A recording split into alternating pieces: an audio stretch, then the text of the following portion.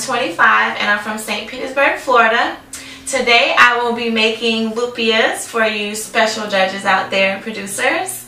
It is a dish that I learned from one of my best friends. Shout out to Eileen.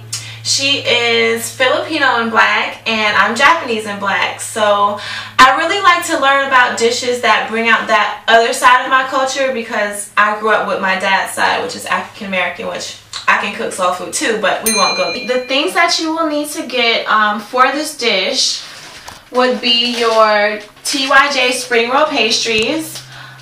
You could get this at any local Oriental market and they're very inexpensive. You also will need oil to fry these in. You could use vegetable oil, canola, really doesn't matter, but I like to use vegetable oil. It's just, I like how it tastes. Also, you'll need black pepper. You would also need salt, which is, you know, always a major ingredient. And you will also need flour. I like to use all-purpose flour, definitely not self-rising. And it only works as a closure. You will also need a pound of ground pork. I say a pound because, like I said, the 25 sheets, it kind of works out perfectly. You're going to pour your oil in there. This definitely has to be hot for your lupia rolls to come out crunchy. You want it to slightly cover them, but not all the way. So now that that's out of the way of warming your oil, we're going to leave that on the stove for about 3 to 4 minutes or until it starts to sizzle and get hot. The next step would be to get your flour and some water, because to close in your lupia rolls, you must have this agent.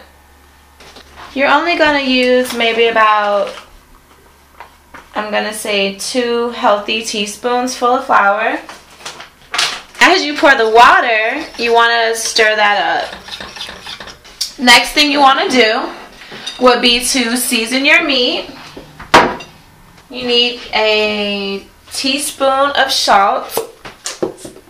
Just gonna kind of sprinkle that in there. Well, it'll come out. And I like to use a teaspoon of black pepper as well.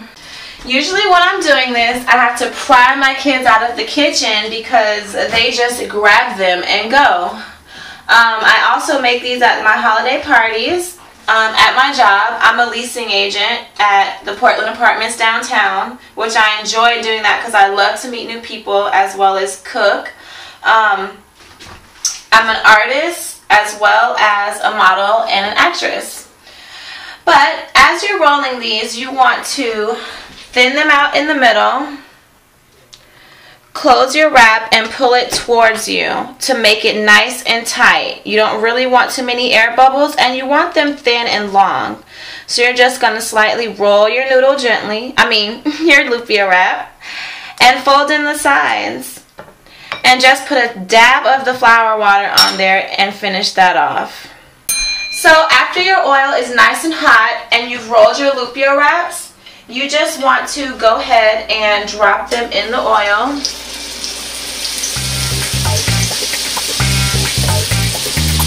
Being very gentle because you want to make sure your oil is nice and hot so they can come out nice and crispy. The crispier, the better, but not burnt. After you go ahead and fry up your lupias, you want to place them on a paper towel because all that excess oil is just not healthy at all, and every great chef knows that you don't want to eat extra, oily food. I definitely think that I should be master chef because I'm happy, energetic, I bring something new and fresh to the table, and I just don't want to be that stereotypical pretty girl who everyone thinks they can't cook. Pretty girls can cook too, and I'm here to prove it. Voila! And now for the best part of all, the taste tester. I'm gonna go first, and then I'm gonna let my cameraman Eddie taste it so he can just tell you how good it is. Let's see. Eddie, why don't you try some?